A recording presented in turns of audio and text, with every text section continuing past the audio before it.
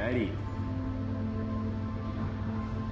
Well, hey, good morning, everyone. Welcome to the Monterey Bay Aquarium here on Periscope. My name is Patrick. I work here in social media. We are currently live in one of my favorite exhibits at the aquarium, the Sardine Roundabout. Hi there, Constantinakan. Good to see ya. Good morning, Kay Hagen. Hey, Flames. Thanks for being there.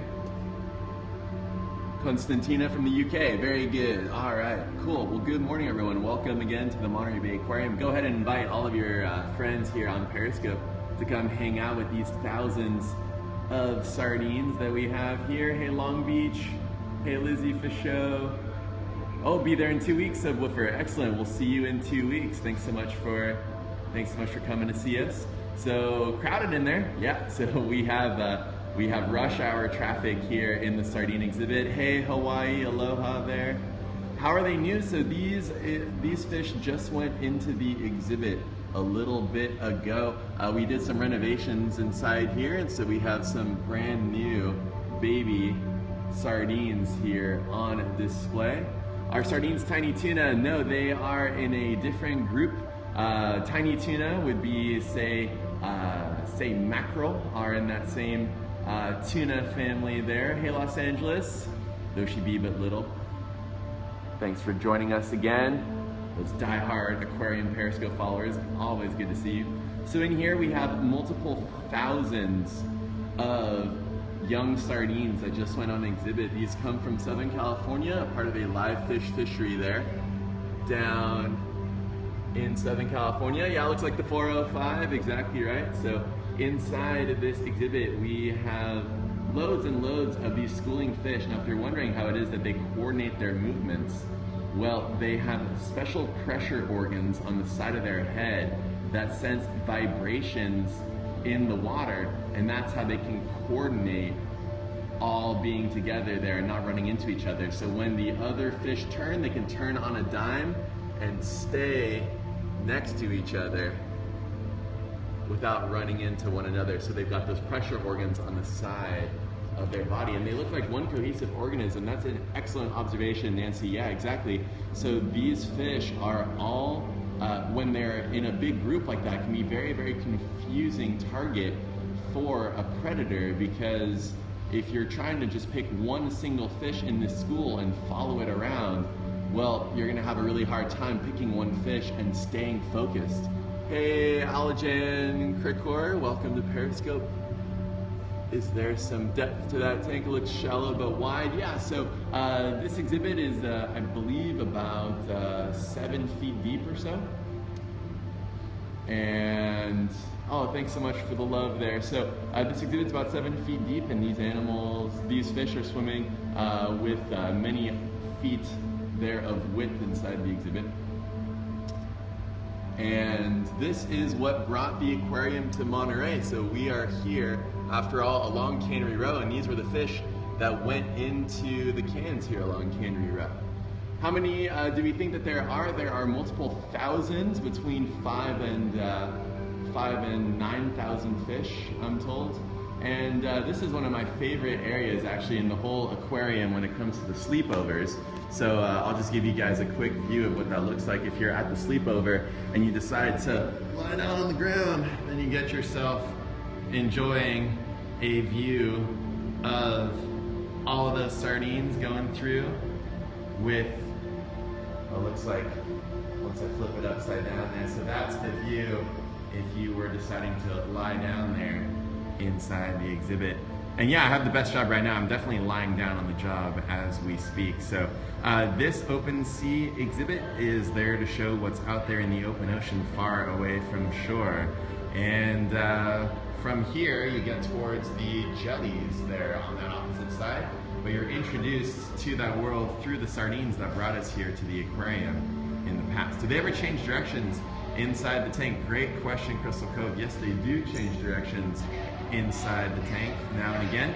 We have inside the exhibit a current of water that they use to swim into the water to grab their food, and when they feel like commuting, well, they will turn around and go with the flow of water. So just like out there in the ocean, if you're feeding on plankton like these animals are, then all you have to do is swim into the current flow there to grab a meal, have basically the plankton pie come at you. So inside this exhibit, we do the same thing there with that plankton pie. Yeah, it looks like something very futuristic, like the eye of the ocean. So I'll stand right back up and we can take a little bit of a closer look there at these sardines. So sardines are an incredibly important part of the food webs out there in the ocean. These are some of the fish that the humpback whales will be feeding on in a big way, as well as tuna. Hey Florida, good to see you. Hey Ireland, thanks for joining us. Sometimes fish do go in the opposite directions. How's it going right now? How old are the fish? Hey, so everybody here on Periscope, over here, one of our fantastic guest ambassadors, and then yeah. So right now, do you have a favorite sardine fact since we're here? Favorite sardine fact for all of them? Favorite sardine fact? I really like that they use their gills almost like as pasta strainers. So they always look like they're yawning really big when they're trying to eat. Let's do that. Let's do that. Oh, sardine selfie. Boom. Look at that. All right, we got North Carolina. Wow. Very cool. Yeah, so they use their gill rakers as a pasta strainer there to grab their food. So that'd be sort of like if we went to the grocery store and when we were swimming around, just opening up your mouth real wide, whatever you want to eat just gets lodged in the back of your really throat. Nice. And then you got to check out there. It's very efficient eating. Very cool. Well, awesome. Thanks for stopping by right now. Yeah. We'll switch the background real quick. Very cool. Hey, Newport Beach. Oh, thanks. You can work here, Kay Hagen. Yeah, everybody who's here applied. So if you go to our website, scroll down to the bottom, you might get to see our job postings, our applications there. GMO free. Let me know what you mean by that there, Pamina, number one. Ask me that full question again there. So again, these sardines are an important part of the history of the aquarium because after all, we are here along Cannery Row and we were pumping in about 70 tons of these fish per day into cans here in the old Hovden Cannery. Saltwater there, Abby, Lizzie too. When are they ready for eating? Hopefully not. These fish will stay here with us for a long time here on display. Hey Rachel Lynn from Texas. Thanks for being there. Welcome to Periscope and welcome to the Monterey Bay Aquarium. We are an aquarium in California. These fish are not genetically modified, no, they're coming from the wild. Sardines do kind of sleep, they go into a state of semi-sleep, and get this, hey Raymond Cohen, welcome to Periscope. So get this, here's a really, really amazing fact as Michelle goes by. Hey, you're on Periscope currently. Yeah, there goes one of our aquarists, awesome. So here's a really, really interesting fact there for everybody. If you are interested in schooling fish facts, if you're ready everybody, here we go.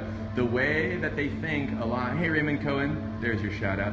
So here's a really amazing schooling fish fact. There are scientists that believe that these fish are able to find themselves and stay coordinated at night by their farts.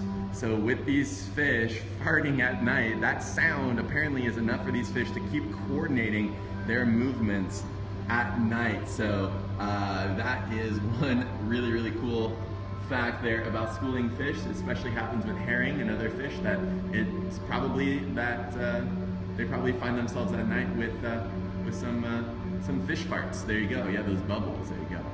How do you catch and transport a huge number of fish like that? We have a special transport truck called the Tuna Bago that can fit all of these fish in a 300-gallon tank and then bring them over here to the aquarium, no problem. Farting at Night is the new Drake single. If so, then that's going to be the main song that we play inside this exhibit, certainly. These fish are from Southern California, off of Oxnard. Only sardines here inside the exhibit. And everyone go ahead and invite all of your Periscope followers as well if you're enjoying the broadcast. That'd be awesome. Thanks, everyone. These are not full size. No, these are maybe a third of the size that they can be. Historically, we caught all of the large ones, and so sardines in general in California are a lot smaller than they used to be. Because we caught all the big ones, and then it's the small ones that stuck around. They pretty much never stop. They keep swimming that entire time. And SJ Giant number 1, not a screen. No, these are live fish going by you right now. Several thousand of those sardines there. You're reading why great whites can't be. Yeah, so we've had great whites here on display at the aquarium that we have exhibited and released back out into the ocean. And yeah, the larger your animal, the harder it is to take care of them. So that's why you won't see adult white sharks in a zoo or aquarium. These do not glow in the dark, but they may eat glow-in-the-dark food. So for example, dinoflagellates and other plankton out there in the wild produce their own chemical light. And so as these fish swim, you might have a whole bunch of bioluminescence around there. SJ Giant 1, thanks so much for being there on the scope. Thanks for joining us. Sardines and anchovies are different tiger bright, so they are different groups of fish. These sardines are ingrellids, I believe, or maybe that's the, so there's the clupeiformes, which are the anchovies, and then I believe these are ingrellids. So slightly different, but obviously they have very, very similar lifestyles in that these fish are silvery, they're reflective, they can be very, very difficult for a predator to track down. So if we are never going to need a movie name, Find the Sardines. Yeah, so finding sardines is not something that we're going to have to worry about there. We already found Nemo and Dory, and that's enough hide and seek there in the ocean for a bit. All right, what makes them swim in one direction? Excellent question. The reason they swim in one direction like this is that if they're swimming into the current, they're grabbing their food. Finding sardine, there you go. Yep. Although the problem with Finding Sardine is that it's going to have to be a multiple-part movie series because you're never actually sure if you found the exact same sardine since they look exactly alike. So these fish are, I mean, schooling fish in general are very similar in their adaptations, and the idea is that the more friends you have that look exactly like you, the more likely one of your friends will get eaten and not you. So they're playing the odds. The more friends you have, the more likely one of them will be picked off by a predator, and that's why they all try to look exactly the same. Hey Monterey Bay, Flux Pavilion 2, welcome. Thanks so much, Kamina number 1. Thanks for joining us here on Periscope. So, yeah, so in this exhibit, what we sometimes do with the kids is we ask them to pick one fish. Oh, thanks for joining us, Flux Pavilion. Yeah, so one thing that we do with the kids sometimes, we ask them to pick one fish and follow it for 10 seconds all the way around, and then spin around, and then try to find that same fish again. It's very, very difficult to do. However, if you do find a fish that's swimming against the grain, counter-current, like say this fish right here, if I turn around and then we come directly back, you can find that fish again, right? Because it's going counter-current. And that's what makes those rebellious fish the main targets for predators, because they're easy to keep track of. It's echoing where I'm at. Yeah, so I'm in a big circular exhibit. You can actually throw your voice inside this area by talking along the wall. It'll actually go all the way around to the opposite side. Has a sardine ever died of old age? That's an excellent question. The oldest sardine ever caught was 25 years old, but 99% of them, I believe, something extraordinary, over 90% of them live less than 12 years because these fish are largely food. So sardines feed on plankton, city cynic. They feed on krill and copepods and other zooplankton out there, and they assimilate that into something delicious for whales to feed on, for example. So these fish are incredibly important parts of the food cycle, which is why very few of them live to their maximum age, but we have found 25-year-old sardines in the past. And sardines in our aquarium, you head from the sardines into the jellies because the jellies do pretty much the exact same thing. So the jellies that we have over here, they also feed on plankton. They're also drifting around. Fish like these, though, they can swim.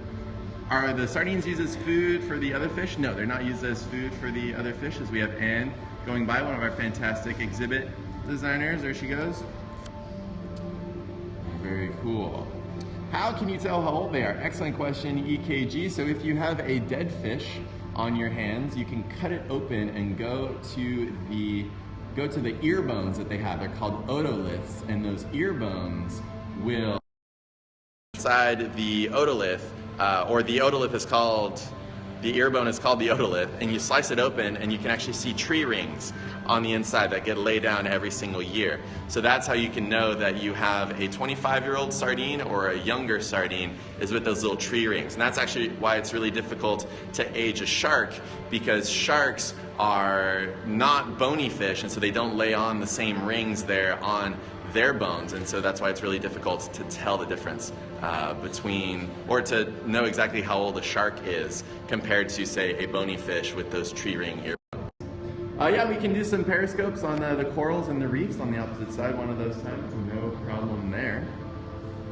But with that, everyone, I just wanted to show you a little bit of the brand new sardines that we have here on display at the aquarium. These several thousand strong representatives of that history of Cannery Row, and why we're here at the Monterey Bay Aquarium today, showing off all of these fish for all of you folks to see what's out there in that open ocean instead of putting them into cans. So we've kind of come 180 there historically.